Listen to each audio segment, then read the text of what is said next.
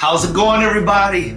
It's me, Joel, back again on this show. It starts with me. Listen, we've got a great show that is prepared for you today. It's a young lady that comes all the way from the Philippines, and she has this tenacious story about how she became a teacher. So I'm looking forward to this. This is going to be great. But first, let's go ahead and talk about a few other things to get this on and out. First of all, It Starts With Me is here with you every single Wednesday at 12:30. You can find us on Facebook, streaming live on YouTube, and also on LinkedIn, as well as the multiple platforms of podcasts. We're on Apple, we're on Google, we're on Anchor, we're on Spotify. So please listen in. There's 4 episodes there, one about me and the reason why this whole thing came about. And then there's also another one with Mike Seville and Samuel Hoffman, which I know you all like that. And then we had the Alicia Curry, the audacious Alicia. She's on there. And today we're gonna have Hollie, and she's going to come through and she's going to give a great story. It's going to be beautiful. 2 more things, right?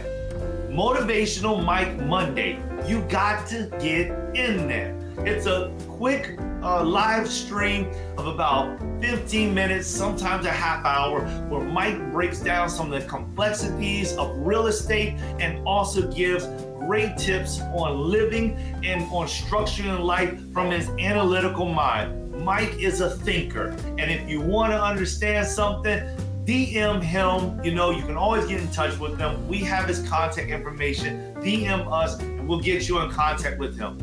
At the end of the week, on Fridays, 6:30, Mike Seville and myself, we're going to be together. He's got his show, I got my show, we got our show. And that show is called The Community Beacon, where we desire to help people to escape their own mundane lives and realize exactly who they are and their potential, and then to take that potential and excel, go to the next level. So it's all about breakthroughs, it's all about learning, it's all about guidance, it's all about community involvement, it's all about being a beacon for the community to see the way even in the midst of a dark, dark world.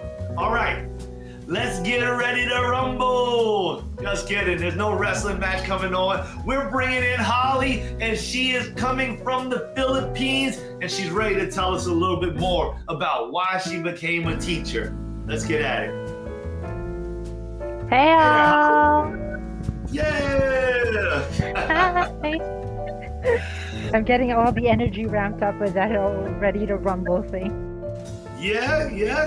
I love it. I used to love, watching wrestling and stuff like that. So let's talk about, let's give you a little introduction first. Hollie here is a college teacher of 3 years in the Philippines, and she loves that. She loves teaching in the Philippines. She majored in communication and English. That's what she's teaching. She's got hobbies in writing. I mean, that's perfect if you're going to be teaching English and communication. She's got a hobby in writing. She loves the theater. She studied in Toronto, Canada, in arts management.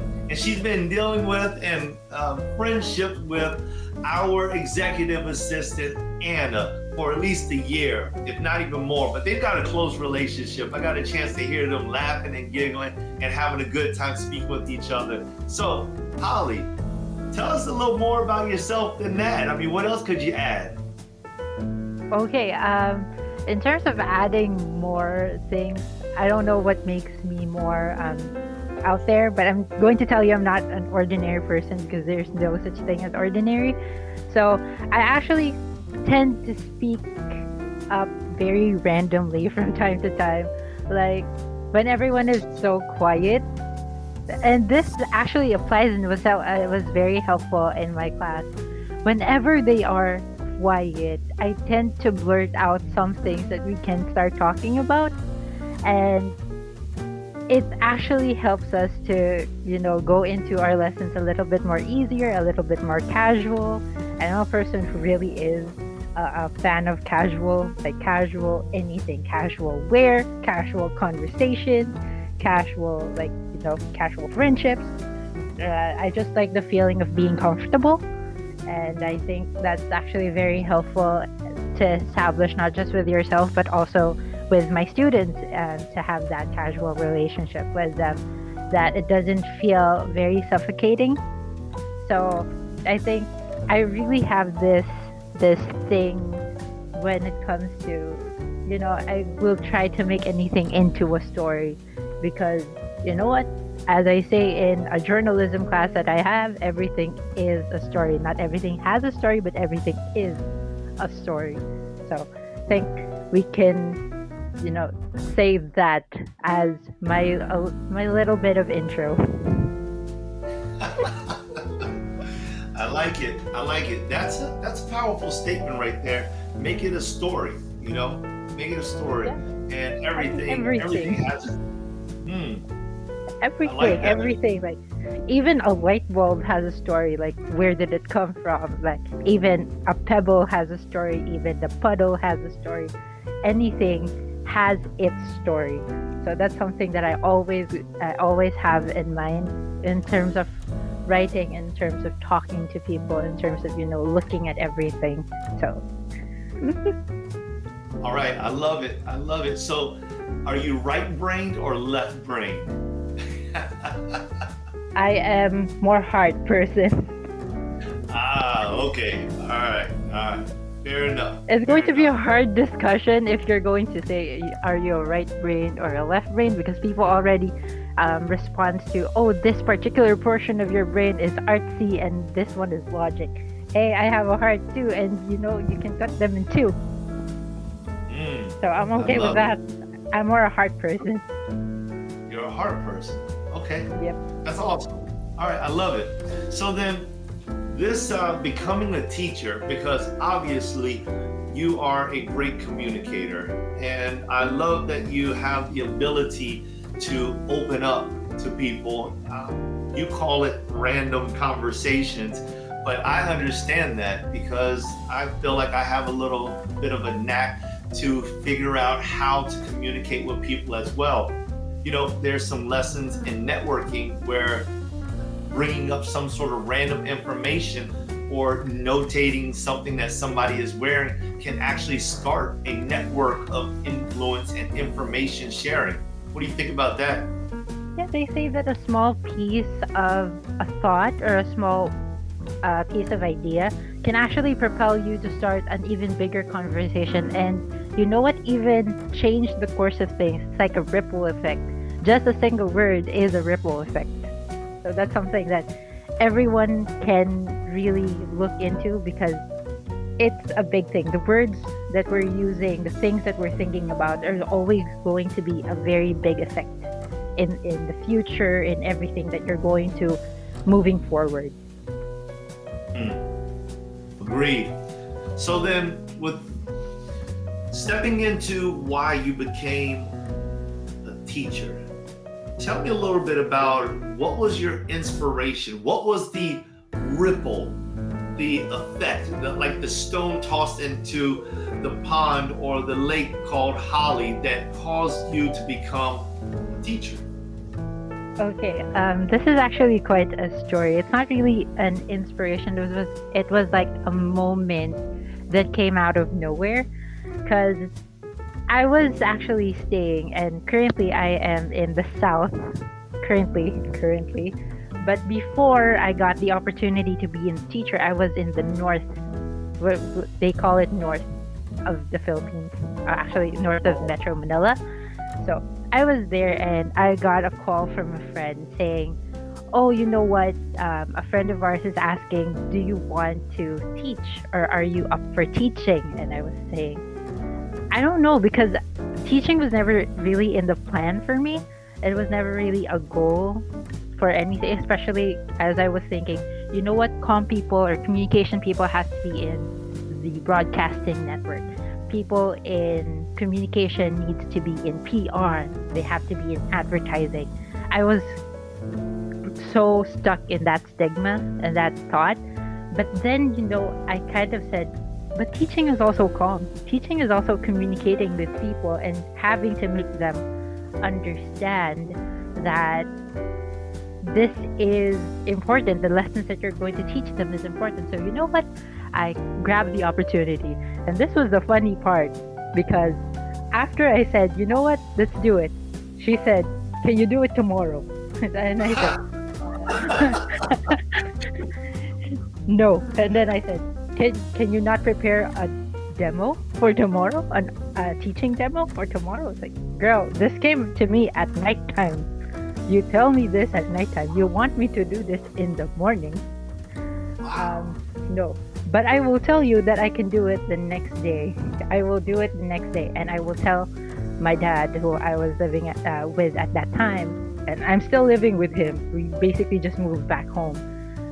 I told him, Pa, I have this opportunity. I call him Papa. So, Pa, I have this opportunity, but we have to go home, like to our actual home, the place where I grew up on. And then when we got here, I really gathered all of these information. What is it that I'm supposed to teach? What am I supposed to do? I'm having that moment as of the moment right now, my semi-heart attack moment. And I'm having like that race of things, like a lot of things is coming into my mind. And I said, you know what? I can do something that can cheat me, kind of, giving myself a push.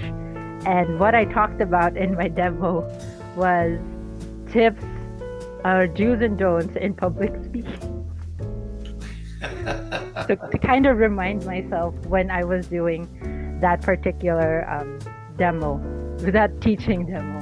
And I think from there, from being given an opportunity, I kind of learned to love the profession. So that was not an inspiration, but that was the movement towards my love for the profession. Wow. So it was actually, your inspiration actually came after you made the decision to take a chance. Yeah, very much so. It came from being given the opportunity. I was given that opportunity. I was very thankful for the opportunity, because a lot of people have mentioned to me that they don't understand me as much, especially when I'm talking. But right now, in teaching, I get to actually see, oh, you know what? I'm impactful. I am inspirational, even though my students do not tell me why. But I am very I need to have an interview session with my students and ask them why. But it's actually, it's a good thing that to be said, to be told that, you're very helpful, you're very insightful. We get to understand you. We get to understand the lessons that you teach. And I think that for me was the cherry on top of, I don't know, a cupcake or cake. Whichever one, huh? Maybe both. How big? I mean, some people say it in groups and some people say it as an individual. So I will say a cupcake and a cake. There it is. I mean, it sounds like you got a great podcast set up. I don't know if you heard it while you were speaking, but I could just start thinking about it. I was like, a podcast that has a teacher interviewing her children or interviewing the students to find out what it is that inspires them through her teaching skills or through teachers' teaching skills. And I can just see, you interviewing students from all over, and then not even just talking about yourself, but also talking to students all over about the teachers that have most inspired them. And then I can see teachers actually tuning into that podcast to hear what these other teachers have done that was so fantastic that their students began to increase in their knowledge and their abilities and never forgot those teachers, and maybe even transforming an entire culture. Yeah, and I think it's a very enlightening and it's a very helpful moment, both for a student and a teacher, to get to know the good things that they do for one another, because it really gives them the extra push to, carry on with the things that they want to achieve in life. Like when I hear the teachers talk about their students and the students that they're most proud of, and the students that, came a long way, and saying, I helped that kid. I helped that movement. I helped him or her love the subject, love the thoughts that I've been putting into the whole lesson that I'm going into. And then the students get to tell you, this is the teacher that inspires me the most, and this is the reason why I shifted into this course. I went into this field. I went into this track. And I've had a lot of students tell me that they changed their track, their original track, from a particular course to communication because of me. And that's very, I think that was very inspiring. That was like a very eye-opening moment for me, that, you know what, I might be cut out for teaching. I'm still in the might scope, but I will always say I might have, this thing that I can help people understand the good and the ideas of this particular subject, this particular thing that I'm passionate about, and get them passionate about the same thing. Oh, that's a big word to me, passion. I want to go back to something that you had said earlier today, because earlier in the meeting, this interview, because I don't want to brush over that, because one of the things that we talk about on this show is time and chance, and how when the appropriate time arises, chances or opportunities will present themselves, and being tenacious enough to jump on that opportunity just can open up so many doors. And it sounded as if you were saying that this chance just kind of like showed up. And the funny part about it, as you stated yourself, was that your friend was like, okay, can you start tomorrow? The demo tomorrow. What did that feel like? Just a little more about taking that chance right then. I think it was a very, I don't know, I got a feeling of rush during that time. You know what? I don't know what I'm gonna do. I don't know if I'm gonna be good at this. I don't know if I can do this, and if I can be successful in this. You know what? Every time that I say to myself, I don't know, I basically push myself a little bit more further back to trying something new, and I actually want to try something new. Basically, I went into this with my intention and idea of food. I will try everything, and if I don't like it, then at least I tried it. So that's my whole cuisine philosophy. And then I went into this whole moment, and my favorite word now is meditation.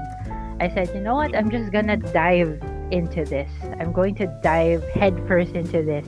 And if I actually drown into the whole going at that pace, at least I know, and I have that strong feeling that someone's gonna see the bubbles. Someone will see the bubbles at some point. And they will try, they will do their best to save me, because they know that I'm still breathing down there. I would tell you, I love that analogy. Someone will see the bubbles. I know it. There's a person there. There is a person down there. It's still breathing. It is still breathing. Come look for So me. that's something. I'm not further down yet. You can still see that bubble. So that's kind of my thing now. I really want to get into this. I will just dive into this, and I know at one point something or someone will be there to save me. And if that's not myself, if I can't save myself, I know that there are good people out there who I consider my family, I consider my friends, I consider my belief and my faith, that will save me eventually from going into that. And they know that I'm worth saving, and I'm worth going into, because I actually dove first to try something for, you know what, for a change. Wow, that was very powerful. I hope that our listeners got a hold of that. That was powerful. You know, it sounds as if you have a strong foundation, and so you're operating off of that. You know. I want to believe that I have a strong foundation. I want to believe that I have a strong dynamic to back me up, because even if I don't, and even if someone out there doesn't have a strong dynamic, having that feeling and that confidence that someone out there is, you know, based and is grounded on you and will be there for you. I think just the notion of and feeling that someone is there for you makes you a little bit stronger, makes you a little bit tougher. That's powerful, because I believe that many times people are afraid to take a chance. They're afraid to make these important transitions in their life, and they miss opportunities because they feel so much that they will fail that they just don't do anything. Do you think that your foundation helps you and gives you the strength to actually make that transition? I think the one thing that I appreciate with the foundation that I have is that they allow me to fail. They allow failure to happen, because if failure doesn't happen, then you don't know what can be successful, what will be successful. And I think that's something that a lot of people tend to take poorly, that, you know what, there's no area for failures, there's no room for mistakes, there's no room for errors. You have to be perfect the first time you do it, or you have to know this and to calculate this the first time you do it. And then, you know what, they are going to fail. That's something that you kind of have to put in mind. They are going to fail. The thing is, they're trying to figure out what works. And I think that's something that's courageous, in terms of, you know, understanding, going into and taking chances. So that's my thought. Once again, another powerful thought from Hollie. You know, I believe that it's important that people fail fast, fail forward, fail often.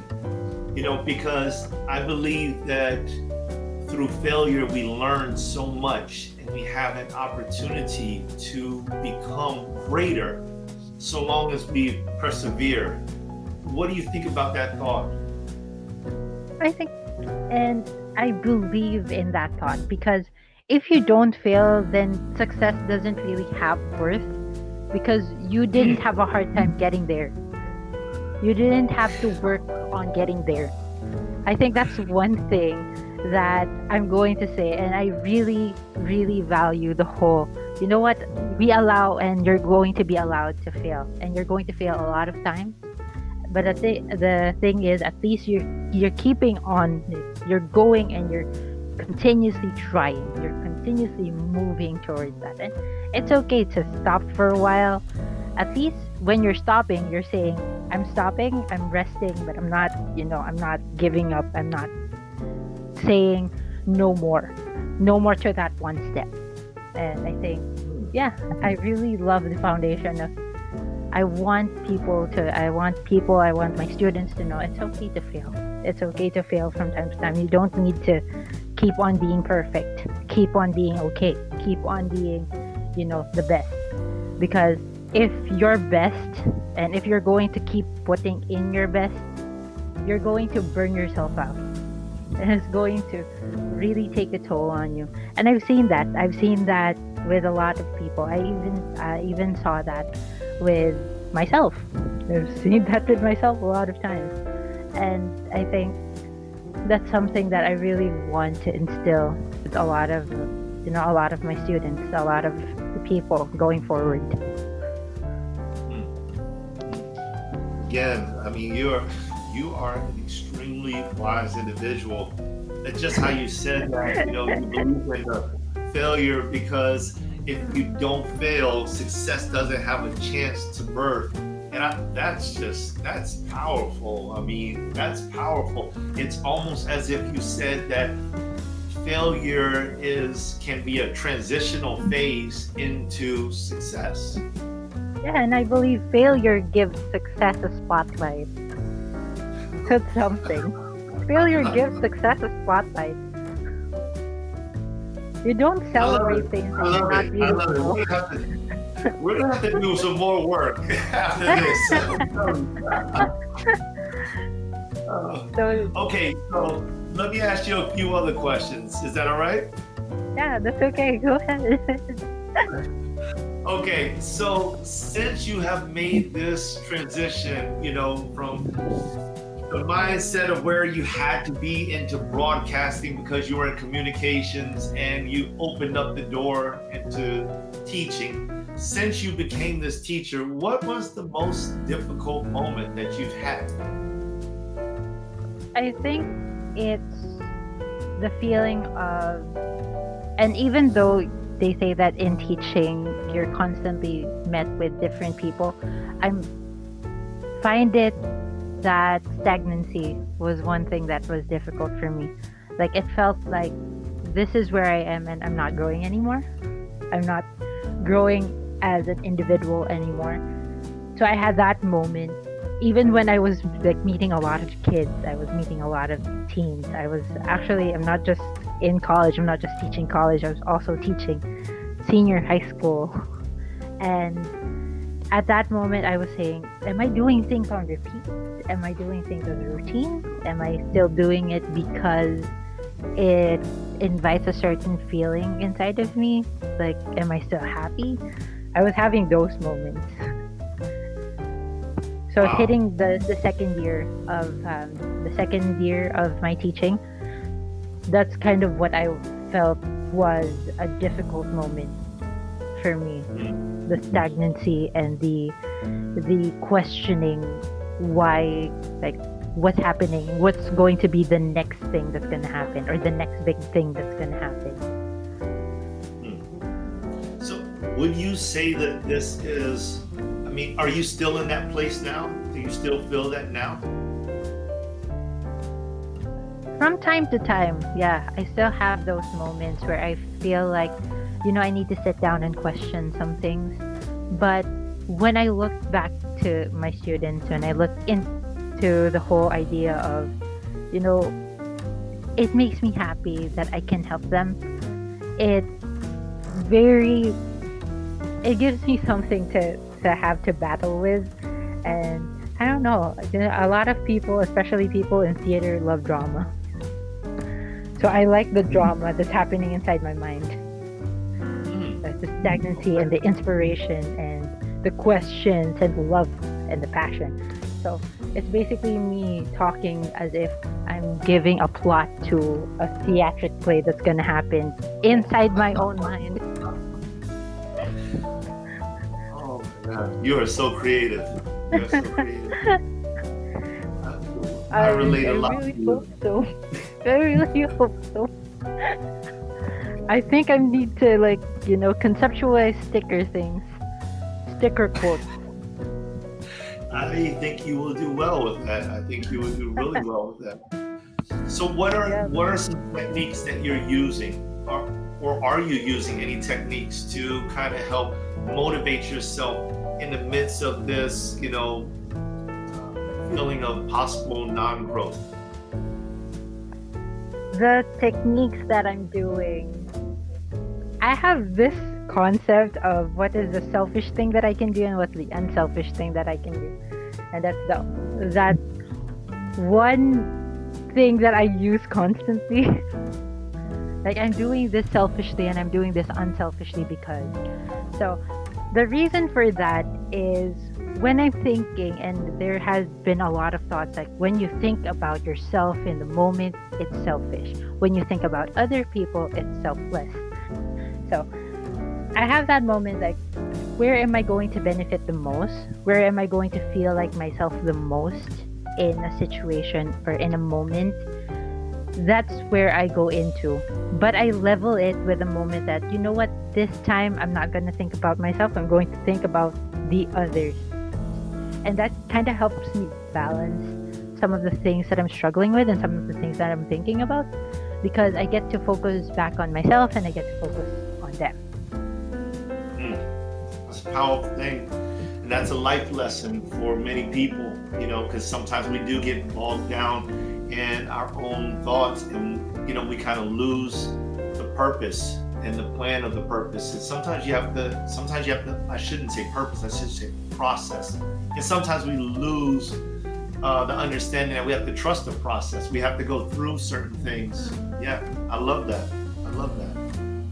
Yeah, So one thing go ahead. one thing that I do want to remind people as well as myself in this is that it's okay to be selfish at times. It's okay to be selfish and think about yourself, and never call it selfishness because you're thinking about you in the moment. Like, say that you're doing this as a gift to yourself, as a help to yourself. It's never selfish to help yourself, and it's never selfish to think about yourself and to talk about yourself, especially in the moments where you're beating yourself down and you're constantly questioning and you're constantly having a thought inside your mind and a pattern that keeps on going. So it's okay, like, really be okay to think about and talk about yourself in a moment. Beautiful. I'm glad you put that out there. That was perfect. All right, I want to go to this. This is going to be our last question, and whatever comes of this question, of course. But what has brought you the greatest amount of joy since you have made this transition? Oh wow, I have a lot of stories. I think we would need a second part to this. No, I'm just kidding. I think a lot of the things that my students and co-teachers have said to me were really the gift that keeps on giving for me. And my love language is words of affirmation, and to being affirmed that, you know what, I'm actually doing something, that I'm actually helping you, that I'm actually helping you transition to a better outlook. Like, there was a funny story, and this is something that I would always remember, is that the day, I think, no, it's a month after the classes ended, a student messaged me, and he was saying thank you. So I already know that a lot of students would say thank you at the end of the school term or a school year to you, thinking that you are going to be in their good graces. I mean, I'm not saying that everyone thinks like that. That student of mine said, "You know what, ma'am, I'm very thankful that I met you, and I am very thankful for the confidence that you've given to me." And the funny thing that came after was, I can now order in Jollibee without having to feel nauseous. And he can now there's an update. There's a new update that he just sent me. He can now negotiate in a stall. That's a new update from the student, and I'm putting it out there. You know who you are. If you ever go here, just know that you made my day. You made my day, and the update that you gave made it all the more better. Oh my God. So, yeah. All right. That's awesome. Well, I truly am thankful to have met you, Hollie. Hollie, how do you pronounce your last name? Reamico. Reamico. Did I say that correctly? We can say it in 2 syllables. We can say it in 2 ways. But That was such because a sweet my way of dad, saying no. you can never tell a student that their answer is wrong. You will always try to find something to say in, like, Here is a consolation to a good try. No, but seriously, even my dad doesn't like. He has two ways of saying our last name. So even for me, I don't know what the actual pronunciation of my last name is. So to anyone out there who has the same last name as me, tell me. Please contact me and tell me.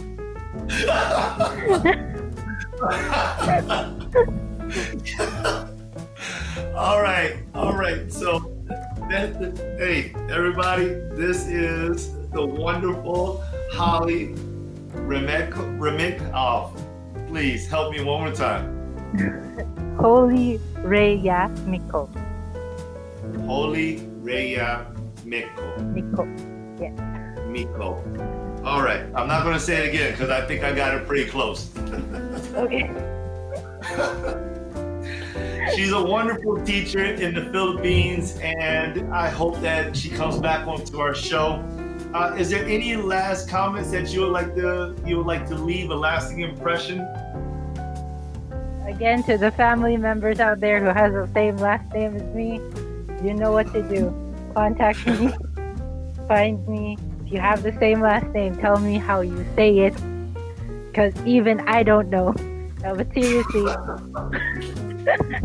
no, no, but seriously though, I mean, on a serious note, you never say it and seriously. It sounds adult. On a serious note, you always go through life head first, and that's something that I'm going to leave forever and for always. Go about things head first, and if you feel like you're drowning, don't worry, because someone's gonna see the bubbles. So that's something. Someone's gonna see the bubbles at some point. At some point, they'll see the bubbles. Yes. All At right. some point, they will see the bubbles. Thank you so much, Hollie. Thank you so much too for the time, for the opportunity to to go into this, because I actually dreamt of being in this kind of situation.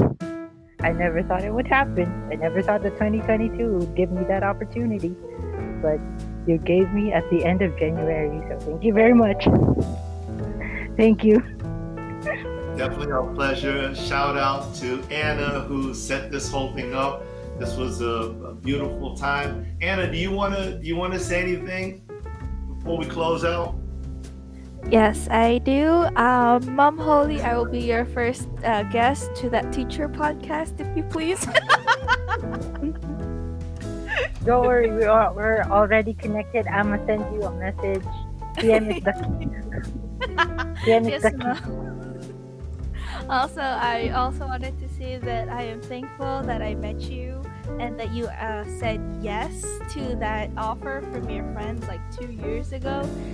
Because, well, not only did I get to learn about the passion that I never knew I had, I'm working here at this awesome company that wants to give out tenacious energy to everyone and anyone and just want to help other people grow and stuff. And I want to thank you because you started it all for me.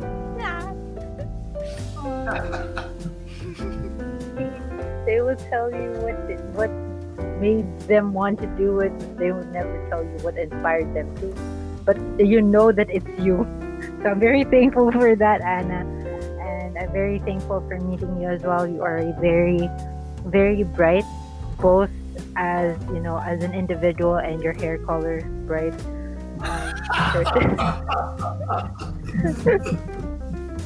The last time that I saw Anna in school, she had like very bright hair.